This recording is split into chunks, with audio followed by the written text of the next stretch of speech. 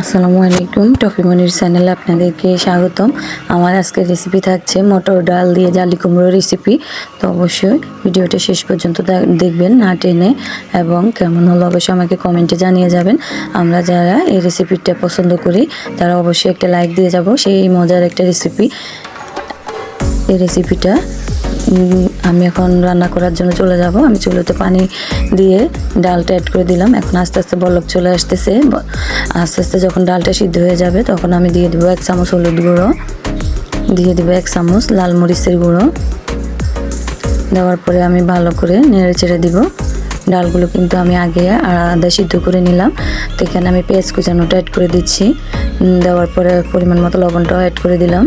Add করে দিয়ে আবার আমি ভালো করে নেড়ে চেড়ে দিয়ে আরও কিছুক্ষণ রান্না করে নিব। দেখেন ডালটা মাশাআল্লাহ অনেকটাই সিদ্ধ হয়ে গেছে। এখন আমি রান্না করার পরে দিয়ে দিব যে জালি কুমড়োটা ছোট ছোট স্লাইস করে কেটে রেখেছিলাম সেটা অ্যাড করে দিব। অ্যাড করে দিয়ে এটা দিয়ে ভালো করে এই পানির মধ্যে রান্না করে নিব। আমি মাটির চুলে রান্নাটা করলাম। অবশ্যই আপনারা যারা যারা এই জালি কুমড়ো রেসিপিটা এখনও খান নাই, ডাল জালি কুমড়ো, তারা অবশ্যই খেয়ে দেখবেন। জালি কুমড়ো রেসিপি এইভাবে তৈরি করলে রান্না করলে অনেক টেস্টি হয়, খেতে অনেক ভালো লাগে। অবশ্যই ট্রাই করে দেখবেন।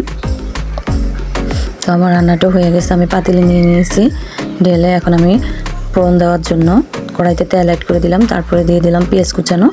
আমি পেঁয়াজ কুচানো দিয়ে ফোড়নটা দিয়ে দিব। আমি ব্রাউন কালার হওয়ার জন্য অপেক্ষা করতেছি।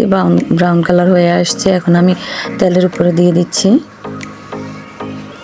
তারপরে দেখেন এরকম দেখা যাচ্ছে। তো অবশ্যই কেমন লাগলো ভিডিওটা সাবস্ক্রাইব করে দিবেন। আসসালামু আলাইকুম।